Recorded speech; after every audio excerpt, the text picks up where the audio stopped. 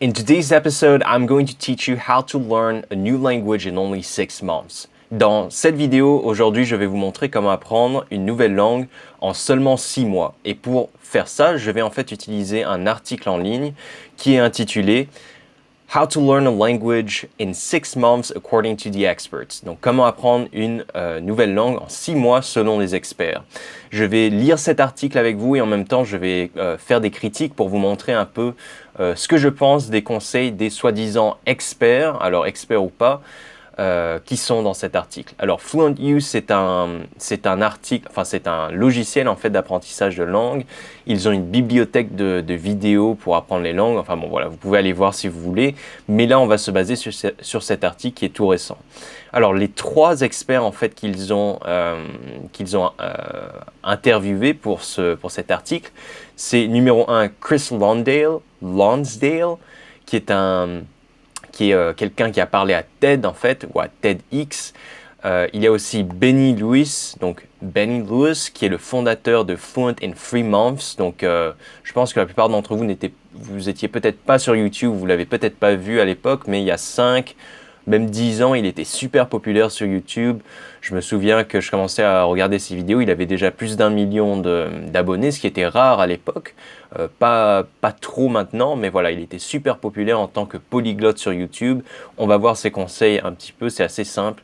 Et enfin, il y a Tim Ferriss. Je suis sûr que vous avez entendu parler de Tim Ferriss, qui est il est vraiment très connu aux États-Unis, dans le monde entier d'ailleurs. Il a publié The 4-Hour Workweek, qui est donc la semaine de 4 heures, donc ça parle pas vraiment de l'apprentissage des langues, mais c'est un peu ce hacker en quelque sorte qui essaye de trouver toujours les meilleures façons de faire plusieurs choses. Donc ici, on va commencer par les conseils de Chris Lonsdale qui dit « Start using the language immediately ». Donc, commencez à utiliser la langue dès le premier jour, au lieu d'être dans les manuels, au lieu de commencer à étudier et tout ça. Alors, le premier conseil qu'il donne, listen to your target language a lot, right from the start. Donc, ça veut dire écoutez votre langue, la langue que vous essayez d'écouter, dans votre cas l'anglais, dès le début et énormément. Alors ça, c'est vrai que c'est vraiment un très bon conseil. Bon, là, c'est un résumé parce que ça vous dit pas exactement comment procéder à ça, mais c'est quelque chose que je conseille vraiment aux gens qui veulent apprendre des langues rapidement, surtout les personnes qui veulent se remettre à l'anglais par exemple, et vous avez déjà un travail, peut-être vous n'avez pas le temps vraiment d'étudier des heures par jour. Écoutez la langue en fait en utilisant par exemple des shows sur Netflix. Donc vous regardez quelque chose sur Netflix, un épisode d'une série américaine, faites en sorte de pouvoir télécharger l'audio de cet épisode, mettez-le sur votre smartphone et vous pouvez réécouter cet audio de manière répétée, disons sur la même semaine, puis après 2 semaines après, etc. Donc de manière espacée pour que l'audio progressivement commence à s'imprégner dans votre mémoire. Ce qui est bien, c'est que quand vous regardez sur Netflix, en fait, vous allez regarder donc la série en anglais, mais avec les sous-titres en français, ou si vous arrivez avec les sous-titres en anglais, ce que ça va faire, c'est que vous allez comprendre vraiment le contenu, même si vous ne regardez pas vraiment, vous ne faites pas attention à ce que vous écoutez en anglais, l'important c'est de comprendre l'histoire, mais une fois que vous allez réécouter l'audio, vous allez commencer à vous imprégner vraiment de qu'est-ce que les mots veulent dire, parce que vous connaissez déjà l'histoire et vous réécoutez l'histoire en anglais. Ok, donc ça c'est pas mal comme conseil. Le deuxième conseil, remember that understanding is about more than knowing all the words. Ok, use facial expressions, body language, context and style to get the meaning right from the get-go. Donc là, ce qu'il est en train de dire, en fait, c'est que il vous dit, attention, apprendre une langue, c'est pas seulement les mots, c'est aussi les expressions faciales, c'est le body language, donc c'est le langage du corps, le contexte, le style. Alors, oui, c'est vrai qu'il y a tout ça, mais à mon avis, c'est pas vraiment un conseil qui est vraiment utile, parce que ce qui bloque les gens la plupart du temps, c'est pas le body language, c'est pas les expressions faciales, ni le contexte, ni le style, c'est vraiment juste les mots. Donc ça, bon, d'accord, bon, c'est vrai, mais ça n'apporte rien à quelqu'un qui veut apprendre une nouvelle langue en 6 mois. Alors ensuite, focus on core language. In other words, focus on learning high-frequency vocabulary that's more relevant to you. Donc ici, ce qu'il est en train de dire, c'est en fait, concentrez-vous sur le vocabulaire qui est vraiment essentiel, donc c'est-à-dire les mots les plus courants de la langue, ainsi que les mots qui seront les plus courants dans le domaine où vous souhaitez utiliser la langue. Donc, par exemple, si vous travaillez dans le médical et que vous avez besoin d'apprendre, de vous remettre à l'anglais par rapport à ce domaine médical, ben, il va falloir plus se concentrer sur ces mots médicaux parce que c'est ce qui va revenir le plus souvent. Alors ça c'est vrai, alors attention, je rajouterai un truc ici, c'est que quand on se concentre sur les mots les plus courants, les mots qu'on ignore, souvent c'est des mots qui sont très importants. Par exemple, j'ai déjà donné cet exemple dans une autre vidéo, mais si je dis « I'm eating a watermelon », je mange une pastèque. Ici, tous les mots « I am eating », c'est des mots qui sont vraiment très courants, que vous allez apprendre rapidement. « I am eating a watermelon ». Donc, watermelon, c'est la pastèque. C'est un mot qui est beaucoup moins courant. Et pourtant, vous voyez que dans cette phrase, I'm eating a watermelon, c'est vraiment le centre de la phrase, c'est le sujet. Si vous ne comprenez pas ce mot, vous n'allez pas comprendre, vous allez juste comprendre, je suis en train de manger, mais quelque chose, mais quoi, je ne sais pas. Donc voilà, très souvent, quand on ignore les mots qui sont moins fréquents, on a tendance à ne pas comprendre certains mots dans les phrases, et malheureusement, ces mots, c'est les mots les plus importants. Alors ensuite, get a language partner. Alors, get a language partner, ce qu'il veut dire ici, le conseil, c'est trouver quelqu'un, un anglophone, donc dans votre cas, sur une plateforme par exemple comme italki.com. Alors maintenant, ils ne font plus les language partners, mais il faut que vous trouviez quelqu'un dans votre cas qui veut apprendre le français et qui peut vous enseigner l'anglais. Donc c'est par exemple un Américain qui veut apprendre le français, trouvez cette personne et parlez avec cette personne sur Zoom, sur Skype, peu importe ce que vous utilisez. Alors ça, c'est un très bon conseil. Je devrais rajouter que moi personnellement j'utilise cette stratégie pour apprendre le japonais. Je parle toutes les semaines japonais pendant des heures avec plusieurs personnes et c'est vraiment une technique très utile. Alors c'est pas nécessairement super en termes d'apprentissage de la grammaire, du vocabulaire, tout ça, mais en termes d'écoute, d'expression orale et surtout en termes de motivation aussi. C'est quelque chose qui si on fait ça toutes les semaines, en quelque sorte, parler avec ces personnes, ça donne une motivation, une certaine routine où en fait on va pas abandonner l'apprentissage de la langue. Donc ça c'est super et c'est quelque chose qui est gratuit, ça permet de faire des connaissances également. Alors juste pour vous montrer, il y a des sites. Alors avant moi j'allais sur italki.com. C'est un site où en fait on pouvait trouver des personnes, des Américains qui veulent apprendre le français par exemple. Maintenant ils ne font plus ça, c'est uniquement des professeurs. Donc là, je ne sais pas exactement, peut-être sur la preply.com. Alors là, c'est possible qu'on puisse uniquement trouver des professeurs.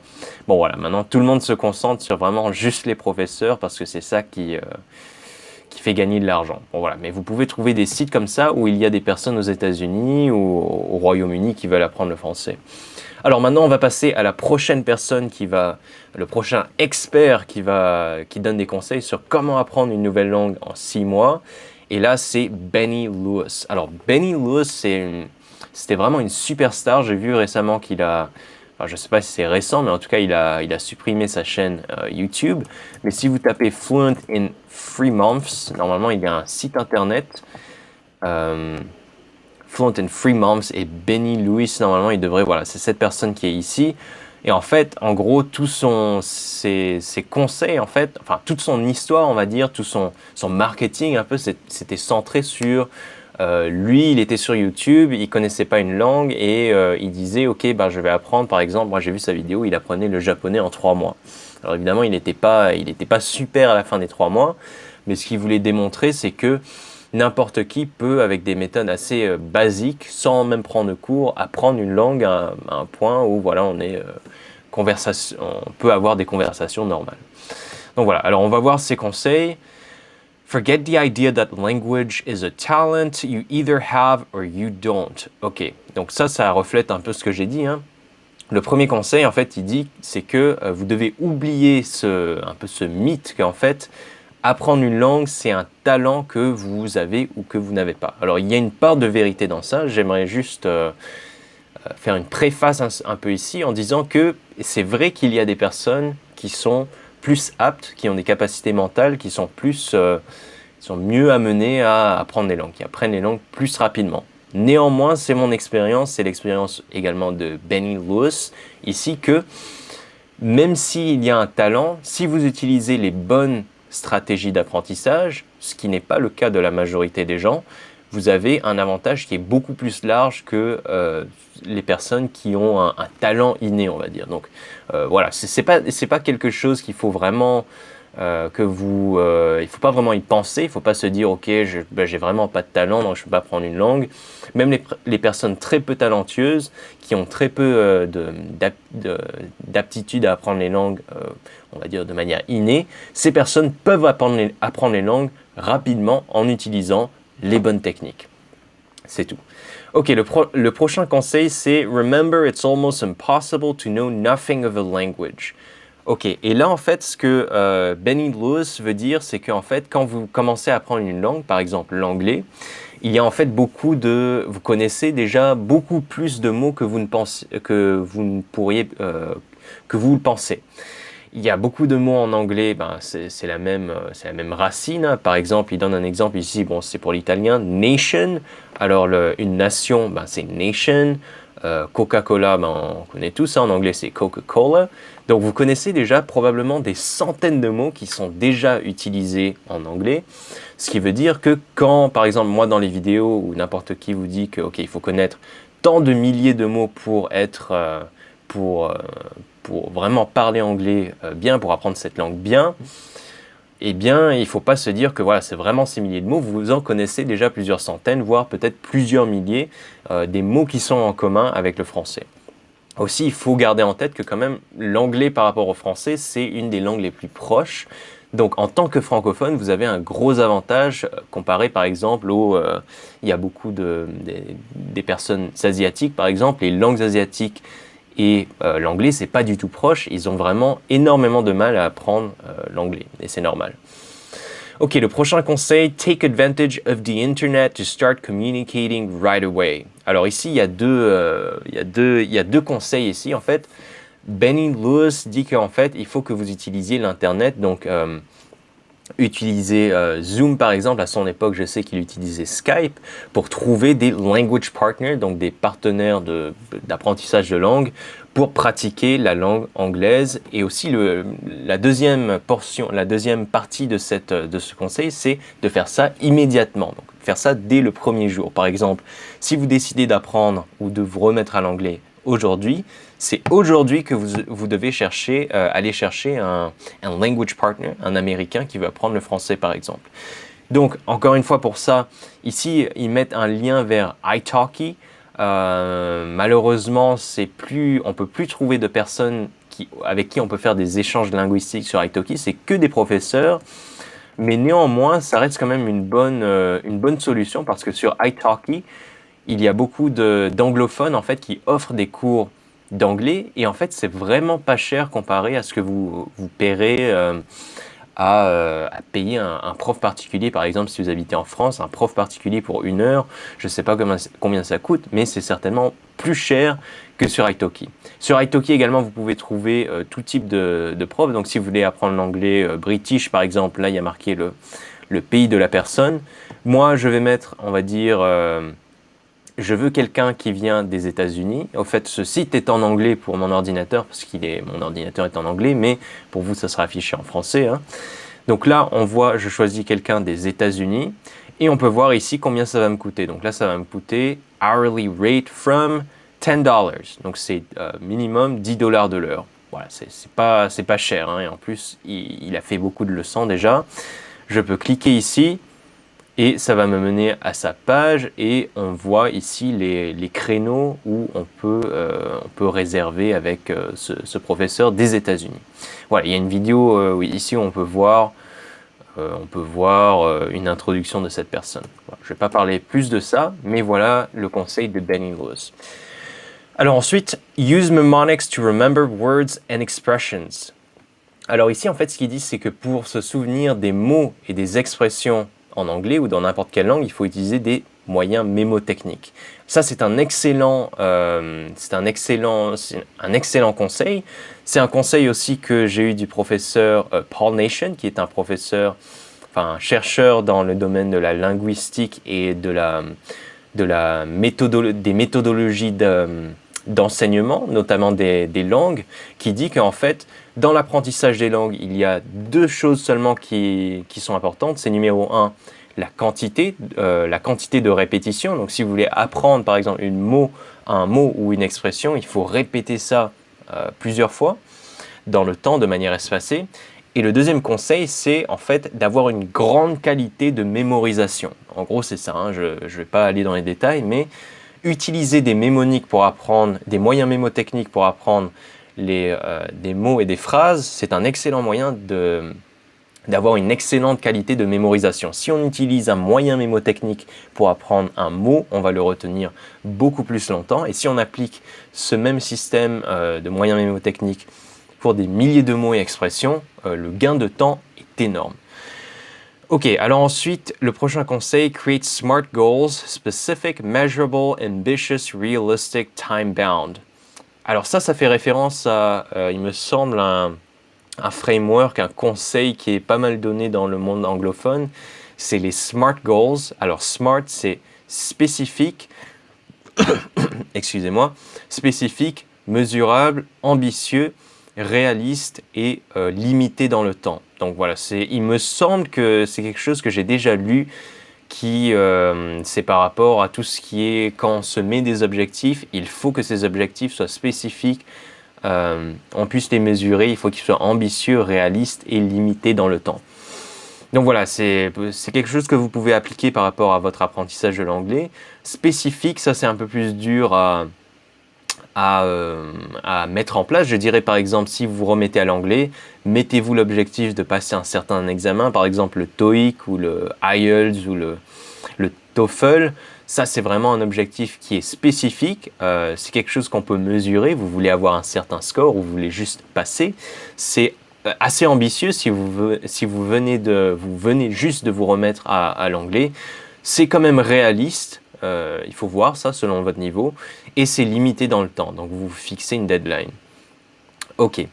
Et là, le dernier conseil, juste comme l'expert précédent, Lewis says that you should use the language right away. Donc, encore une fois, il faut utiliser la langue dès le début, dès que vous commencez à apprendre l'anglais. Donc, ça, c'est quelque chose que je conseille également. Alors, avec une petite parenthèse ici, c'est que quand vous êtes à un niveau débutant ou même moyen, on va dire moyen débutant, ça n'est pas nécessaire. Je pense que c'est contre-productif d'essayer de produire la langue dès le départ. Donc par exemple, si vous trouvez un prof qui vous incite à parler beaucoup en tant que débutant ou moyen débutant, ça peut éventuellement on va dire, vous donner de mauvaises habitudes que vous allez répéter au fil du temps si elles ne sont pas corrigées.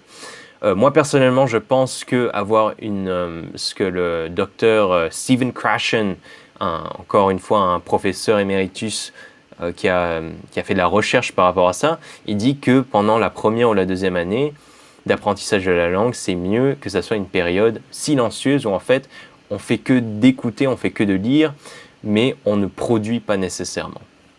Voilà. Et finalement, on arrive au conseil du dernier expert qui est Tim Ferriss. Donc le conseil ici, c'est The 80-20 rule means that you can achieve a lot in a little time. Alors ici, en fait, il se repose sur la règle des 80, alors je ne sais pas trop ce que c'est en français, les 80-20, donc c'est la loi de Pareto. La loi de Pareto, ça dit simplement que 80% des résultats que vous allez avoir, c'est en se concentrant sur les 20% des efforts les plus importants. Donc concrètement, ça veut dire que, par exemple, en anglais, si vous apprenez les 20% des mots les plus courants, vous allez comprendre 80% de la langue. C'est pas exactement vrai, mais c'est l'idée ici. Les choses les plus courantes vont avoir un beaucoup plus gros retour sur investissement que les choses qui sont plus compliquées. Donc c'est plutôt une bonne nouvelle pour ceux d'entre vous qui sont moyens ou débutants.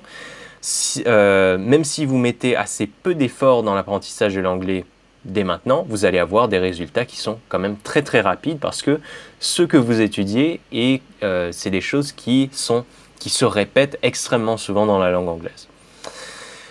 Donc ici, on va voir ces conseils de manière spécifique. Effectiveness, pick learning material that will work for you and your goals. Alors là, c'est vraiment pas très clair. Il dit qu'en fait, il faut choisir des materials, donc c'est par exemple du contenu qui marche pour nous. Alors c'est vraiment très très vague. On va passer au conseil suivant. Adhérence, adherence, keep motivated and prioritize learning in your life so that you adhere to your study routine. Donc là, c'est l'adhérence. Alors là, c'est vrai, ce qu'il dit en fait, c'est que il faut pas non plus trop avoir une méthode brute, vraiment brute, où on se dit ok, je vais lire, je vais faire tout ce manuel en une semaine. Il faut quand même être réaliste. Même si on est ambitieux, il faut se dire ok, quelles sont les chances que je finisse vraiment ce manuel? Voilà, essayez d'avoir des méthodes qui sont quand même un peu plus fun. Et j'ai parlé beaucoup de ça, notamment quand vous faites des flashcards qui sont extrêmement efficaces. Vous pouvez faire des flashcards, par exemple, avec les séries télé que vous regardez sur Netflix. Voilà, c'est des choses comme ça qu'il faut quand même être réaliste et ne pas penser que voilà, on est très motivé le premier jour et je vais carrément gravir cette montagne en juste un jour. C'est juste pas possible, il faut être quand même réaliste. Efficiency, make sure your study regimen and tools are propelling you forward at a reasonable rate. Ok, donc là c'est quand même assez vague, donc je vais passer ça, mais voilà. Donc ici on a fait le tour des 3 experts, de ce que les 3 experts ont dit. Je pense que je vais finir cette vidéo ici parce que mon ordinateur a bientôt plus de batterie, mais j'espère que ça répond un peu à votre question sur comment apprendre une nouvelle langue en 6 mois. Alors ici c'était pas nécessairement en 6 mois, mais vous avez eu les conseils des experts qui s'appliquent aux premiers 6 mois. C'est vrai qu'après les premiers 6 mois, on peut commencer à utiliser des méthodes un peu différentes ou pas, c'est à voir. Donc voilà. Si vous avez aimé cette vidéo, mettez un like. Vous pouvez aussi aller sur mon site. J'ai pas encore décidé de la nouvelle adresse de mon site. Donc regardez dans la description de cette vidéo si vous voulez en savoir plus sur l'apprentissage des langues. Et on se voit dans la prochaine vidéo.